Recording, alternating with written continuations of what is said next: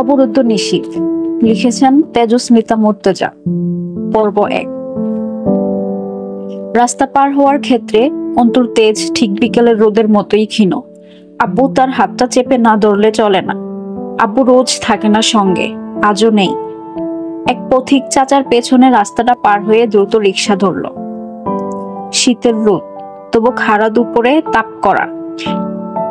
বোরকা হিজাবের আবরণের নিচে ঘামের স্রোত বেয়ে যাচ্ছিল তার। ভার্সিটিতে ছাত্র পরিষদের কি এক প্রোগ্রাম ছিল, সেসবে অন্তর ভালো রকমের বিদ্বেষ আছে। কারণ হিসেবে বলা যায় তাকে শেখানো হয়েছে এবং বাকিটা নিজস্ব। অন্তর ধারণা ছাত্রলীগ, যাদেরকে দেশের সংখ্যাগরিষ্ঠ অগ্রদূতের নাম দেওয়া হয়েছে, তারা মূলত পঙ্গপাল। দলবদ্ধ হয়ে চলা ঘাসফড়িংয়ের জাতকে পঙ্গপাল বলে। 10-15 লক্ষ একত্রে চলাচল করে এবং কোনো বিঘা খানেক জমির ফসলি ক্ষেতকে আক্রমণ করলে খুব অল্প সময়ে ক্ষেতের ফসল খুব ভালোভাবে পরিষ্কার। এক শ্রেণীর লোক অবশ্য এই ক্ষেত পরিষ্কারকে বরবাদ করাও বলবে। তাদের কথা কানে নেওয়া উচিত না। ক্ষেতের ফসল উদ্ভিদের জন্য ভারী। উদ্ভিদকে স্বস্তি দিতেই হয়তো পঙ্গপাল সব ফসল বক্ষণ করে পরিবেশের ভারসাম্য রক্ষা করে থাকে। অন্তর ধারণা বাংলাদেশের ছাত্রলীগ নামক পঙ্গপাল দেশটা অর্থাৎ বাংলার আবাদি ক্ষেতের জন্য তেমনি একদল পঙ্গপালের সমান। আমার কল এসেছে কয়েকবার। তার ভাষায় খুব জরুরি কাজ। অন্তু জানে কোনো জরুরি কাজ টাজ কিছু না, কিন্তু ছাত্র নেতাদের মুখ পেটানো মহাবাণী থেকে মুক্তির একটা ছুতো দেওয়ায় সে মায়ের প্রতি অল্প কৃতজ্ঞ।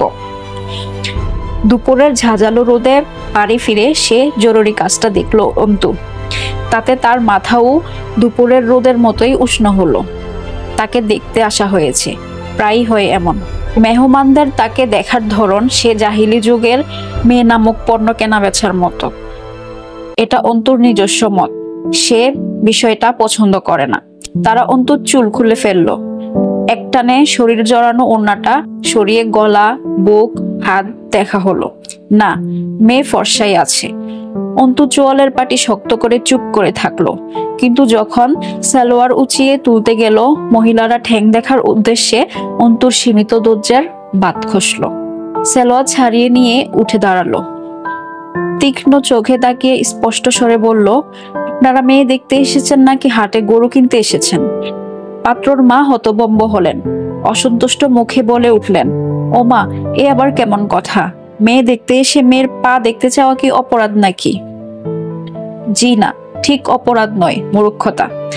কারণ আমি কোরবানির হাটে তোলা কোনো প্রজাতির গবাদি পশু নই যে সবচেয়ে নিখুঁত, আকর্ষণীয় গায়ের রংওয়ালা, মাংস বেশি, হৃষ্টপুষ্ট দেখে কিনে নিয়ে যাবেন। স্পষ্ট জর্জরে শুদ্ধ ভাষা অন্তর্মুখে, কিন্তু ভাষা কর্কশ। পাত্রর ফুফু মুখ কেমন করলেন। কোন দেশি কথা যে মেয়েকে ভালোভাবে দেখা যাবে না? নাকি কোনো দোষ আছে?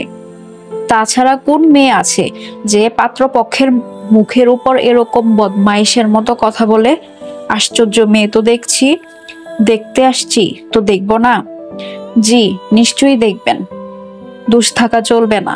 দরকার পড়লে মেয়ের দেহের প্রতিটা কোষ পর্যবেক্ষণ করা মেশিন এনে দেখবেন। পরনের সালোয়ার ঠ্যাঙ্গে তুলে তারপর মেয়ের ঠ্যাং দেখবেন ফর্সা কিনা, রাইট? ওনারা মুখ বিকৃত করে বসে আছেন। অন্তু আলতো হাসল। দুঃখিত চাচিমা, এটাকে আপনারা মেয়ে দেখা বললেও আমি ছোট লোকই বলছি। মেয়ে দেখতে এসে গাল ফেরে মেয়ের দাঁত দেখতে হবে, দাঁত উঁচু নিচু আছে কিনা। মাথার চুল টেনে টুনে দেখতে হবে, চুল আসল না নকল, আছে না নাই, বড় না ছোট। গলা বের করে ঘাড়ের ওড়না খুলে হাঁটিয়ে নাচিয়ে এরপর পছন্দ হলে নিয়ে যাবেন। এটাই মেয়ে দেখা? অথচ বলুন তো, আমি যা যা বললাম তা শুনতে এমন লাগলো না যে কোনো গৃহপালিত পশুর বর্ণনা দেওয়া হয়েছে, খরিদ্দার এসেছে গোয়াল থেকে পশু খুলে নিয়ে যেতে? অপমান, অসন্তুষ্টি এবং বিরক্তি লেগে আছে মুখে তিনজনের। ছেলের ফুফু মুখ খুললেন, তো কিভাবে মেয়ে দেখে? তুমি শিখাও কিভাবে মেয়ে দেখে। কথাটা বলে মুখ ঝামটি মারলেন মহিলা। রাবেয়া অন্তুর দিকে চোখ গরম করে তাকাচ্ছেন। ঘরে পাড়ার মহিলাও আছে কয়েকজন। পাশেই ঘটক মহিলা বসা। তিনি বললেন, এই কেমন কথা কও মেয়ে, দেখতে আইলে একটু ভালো কইরেই দেখে মেয়ে, না দেখে শুনে আবার নিয়ে যায় নাকি? বাড়ির বউ হইবা বলে কথা। অন্তুর কাছে এই কথার জবাব আছে। দেখে শুনে নিয়ে যাওয়াটা দোষের নয়, তবে দেখার মধ্যে মার্জিত এবং শালীনতা ব্যাপার তো আছে। মহিলাগুলো রীতিমতো তাকে অসম্মানমূলক ভাবে মেয়ে দেখার নামে এক প্রকার অপমান করছেন।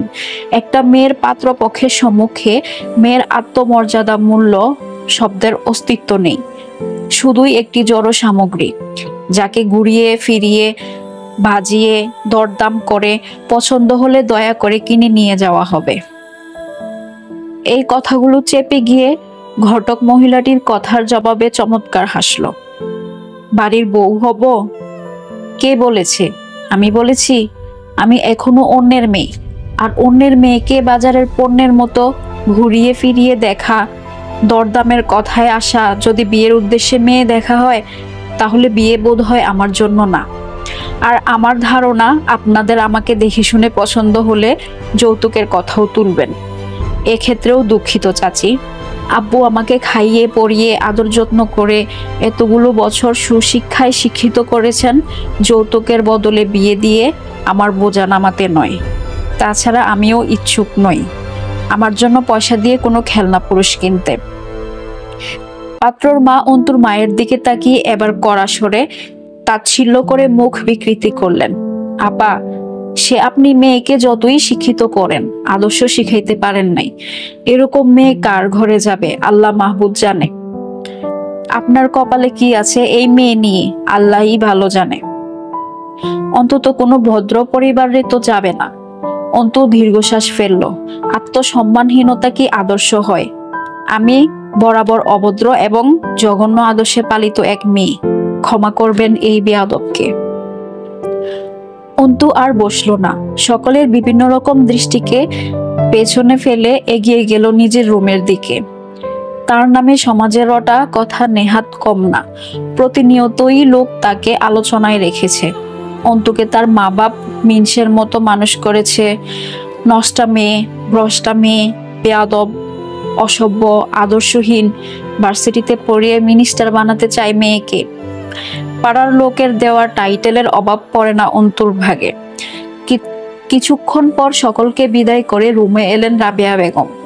তিনি কিছু বলতে যাবেন, তার আগেই অন্তু বলল, এরকম লোকদের সামনে বসানোর জন্য তুমি আমায় টিউশনি কামাই করিয়ে বাড়ি ডেকে আনলে?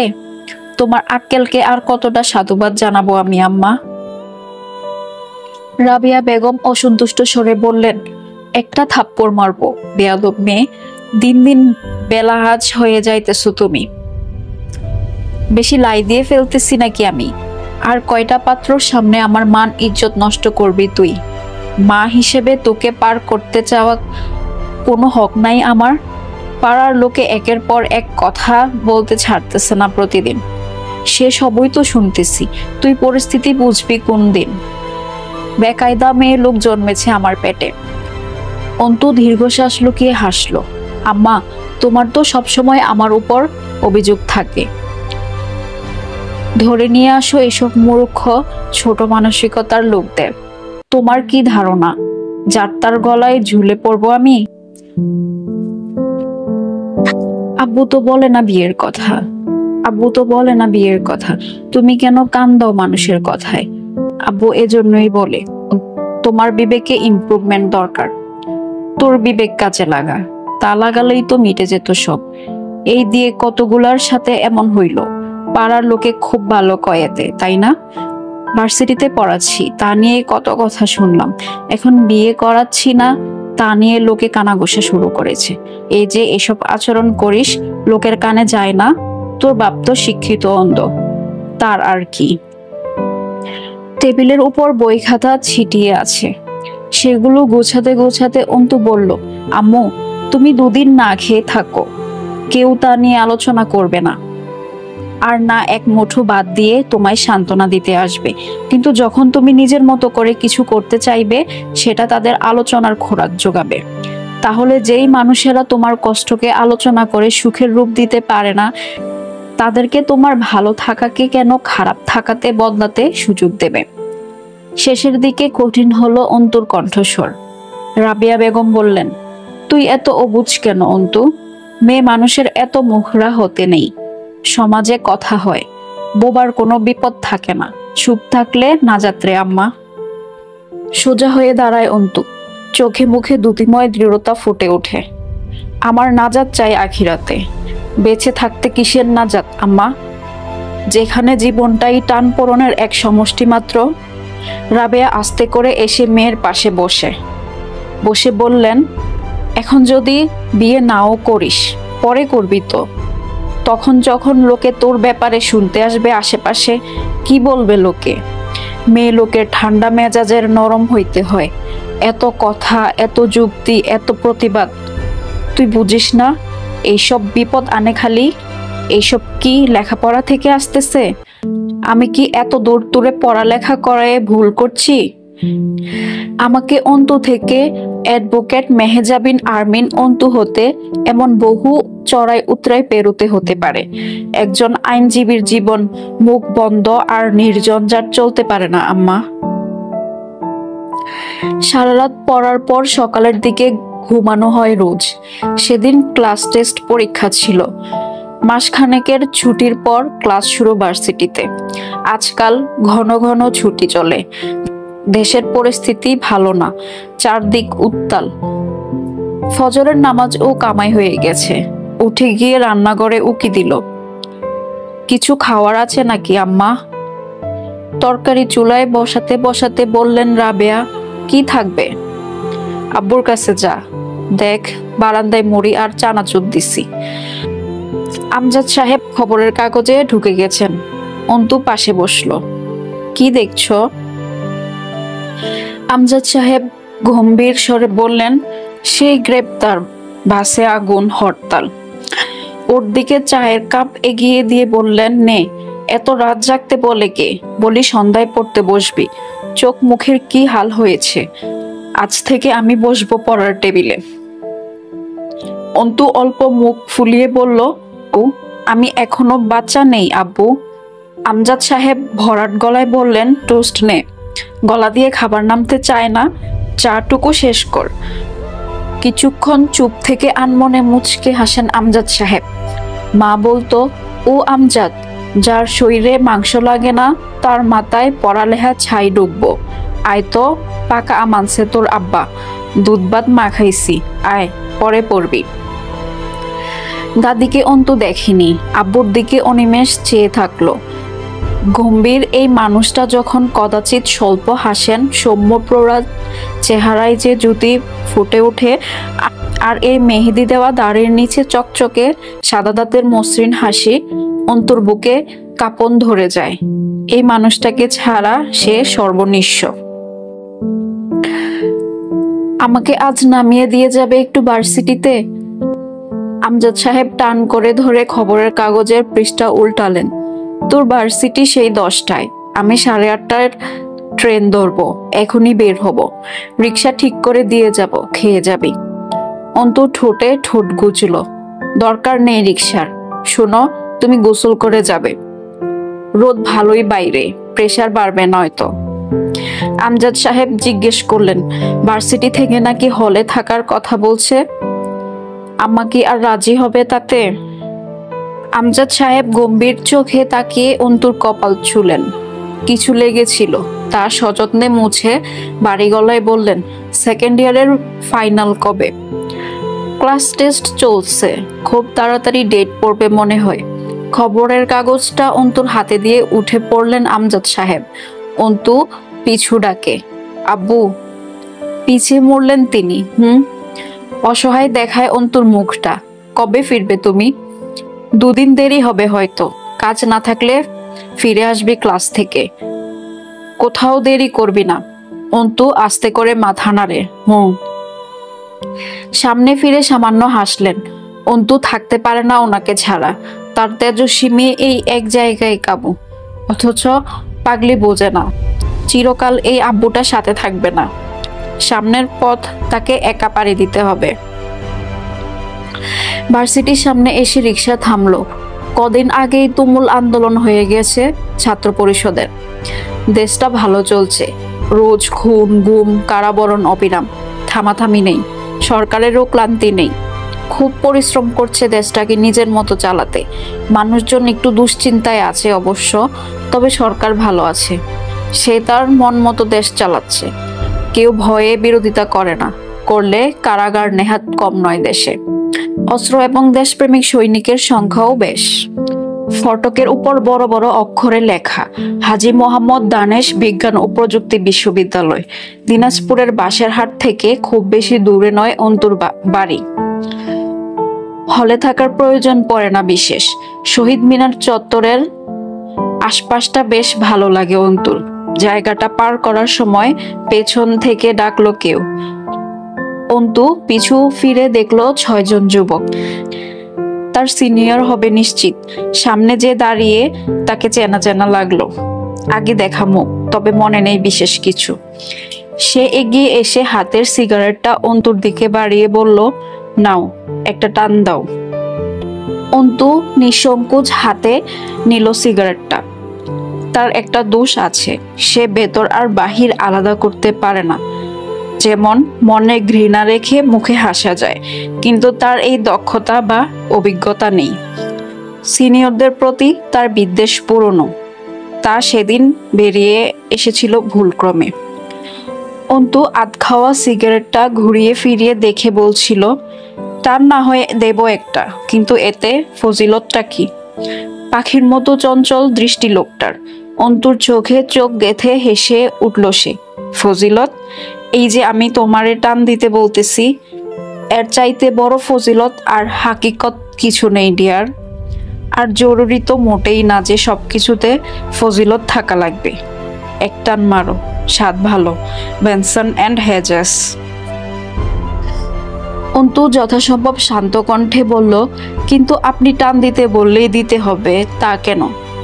এটা 80% মুসলিম দেশ বাংলাদেশ, সেক্ষেত্রে আমিও পশ্চিমা সংস্কৃতির মেয়ে না, সিগারেটে অভ্যস্ত নই আমি।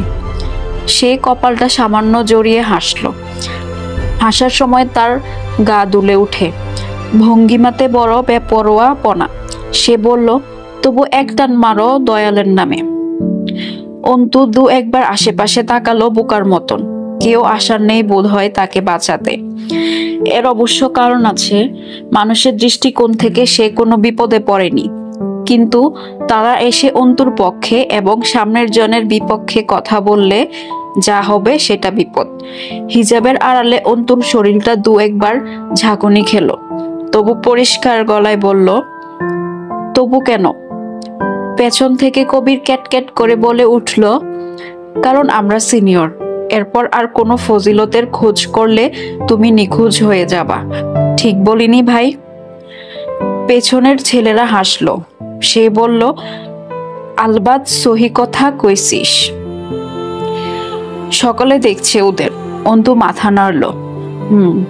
সাংঘাতিক ব্যাপার দেখছি। তবে সিনিয়রের মতো আচরণ আপনাদের একজনেরও নয়। সে ভ্রু নাচিয়ে বাহবা দিয়ে এগিয়ে অন্তুর মুখের উপর ঝুঁকে এলো। তুমি তা জানাবা সিস্টার? অন্তু ঘৃণায় মুখটা পিছিয়ে নেয়। ভোগ ভোগ করে গন্ধ আসছে তার মুখ থেকে। অন্তু নিজ গরিমায় বলে উঠে, মারি শক্ত করে, জানাতেই পারি, শিক্ষার বয়স হয় না। বলা হয় দোলনা থেকে কবর পর্যন্ত জ্ঞান অর্জন করো। কবির কিন্তু সহৃদয় ব্যক্তি। সে সাবধান করলো, হুঁশিয়ারি করছো, সিনিয়রদের সামনে মুখ চালাচ্ছ, মারা পড়বে মেয়ে। কবে ভর্তি হয়েছ? কে বড় কে ছোট বিষয়টা বুঝে উঠতে পারোনি মনে হচ্ছে। কবির খুব হাসি পাচ্ছে ছোট্ট মেয়েটার দুঃসাহসের উপর। বড় ইচ্ছে করছে নেকাবটা টেনে ছিঁড়ে ফেলতে। ফেলাও তো উচিত, মেয়েটা বেয়াদব। অন্তু হাসলো। কুকুর ছোট হোক অথবা বড়, তাকে কুকুর বলার সৎসাহসটুকু থাকা অবশ্যই ভালো গুণ। কি বলেন সিনিয়র মশাই? কথাটা অন্তু ঘাড় বাঁকা করে তাকিয়ে থাকা সেই সিগারেট ওয়ালা লোকটার দিকে তাকিয়ে বলল। সে ব্রো কিঞ্চিত জড়ায়, যা খুব সূক্ষ্ম। তার খুব আনন্দ লাগছে। নতুন ধরনের অভিজ্ঞতা এটা। এদের সামনে কেউ তো কথা বলে না। মেয়েটা নিশ্চিত তাকে চেনে না। অন্তু আবার বলল, একটা মেয়ে হেঁটে যাচ্ছে, তাকে ডেকে সিগারেট টানতে বলা পানির বোতল ভরানো, জুতো পরিষ্কার করানো, আজে বাজে কথা চিরকুটে লিখে তা অন্যকে দেওয়ানো, হ্যারেস করা, হুমকি দেওয়া, হলে ডেকে নেওয়া, এসব আপনাদের কাছে সিনিয়রের সংজ্ঞা? অথচ আমি যেই বই থেকে সিনিয়রের সংজ্ঞা পড়েছিলাম সেখানে লেখা ছিল সিনিয়র হলো শিক্ষক, যে জুনিয়রকে আদব শেখাবে, শিষ্টাচার বুঝাবে, একটা ভুল করলে ধমক দিয়ে ভুলটা শুধরে দেবে, কোনো প্রয়োজনে সাহায্য করবে, ইত্যাদি ইত্যাদি অনেক কিছুই লেখা ছিল। সেই বই আপনাদের হাতে পড়েনি, দুঃখজনক। মূলত আপনারা রাজনৈতিক পাওয়ার শো করতে এসেছেন। ভুল বলিনি আমি নিশ্চয়ই। সিগারেটটা মাটিতে ফেলে পা দিয়ে চেপে ফিসে ক্লাসের দিকে এগিয়ে গেল। ছেলেগুলো ধরতে যায় অন্তুকে। সে বাদ সাধলো, ওহো বয়েজ, কুল কুল। মালটা তো একদম আলাদা রে, সবার চাইতে আলাদা। তার সাথে খেলাটাও হবে একদম আলাদা। শালার রাজনীতিতে আসার পর কত ভদ্রলোক হয়ে গেছি আমি, ভাবা যায়? আমাকে চেনেনি মনে হয়, পাত্তাই দিল না। ছে। আস্তে করে মুখটা তুলে আকাশের দিকে তাকালো। কুকুর বলেই খালাস হয়ে গেল মেয়ে। পেটে যে কুকুরের ভীষণ খিদে, সেইটা খেয়াল করলে না? Not fair, no, this is not fair. হুট করে আবার আসমান থেকে চোখ নামিয়ে ঘাড় নাড়ল দুদিকে। ওহ কি তেজ, আমি ডিস্টার্বড রে। সিগারেটটা সে তুলল, সেটা কবিরকে দেখিয়ে বলল, রেখে দে এটা যত্ন করে। পাখি শিকার করার পর একবার করে এটা দেখব। আর তাই বলে আমার সাথে এভাবে? ও আমাকে চেনে রে আমাকে। সামনের দাঁতক পাটি ঘষল মৃদু, ঘাড়ে হাত বুলিয়ে আর চোখে সামনে তাকিয়ে দেখল। আবার আকাশের পানে তাকালো। সামনে ইলেকশন, নিজেকে বাঁচিয়ে চলছি, তাতে দেখতেছি মেলা লোকই রং তামাশা দেখায় চলে যাচ্ছে। এটা কি ঠিক হচ্ছে বলতো? ইলেকশন তো শেষ হবে, তাই না? এরপর কি হবে তা ভাবছে না কেন এরা? উন্মাদের মতো হাসলো সে। ভার্সিটি চত্বরে লোকজন কম এখন, ক্লাসের ফুল টাইম চলছে। লোক থাকলেও তার যায় আসার কথা নয়। যে পাশ কাটাচ্ছে সালাম ঠুকে যাচ্ছে তাকে। সে আবার তাকালো অন্তুর দিকে। অন্তু ততক্ষণে ঢুকে পড়েছে সমাজবিজ্ঞান বিভাগের বিল্ডিংয়ে।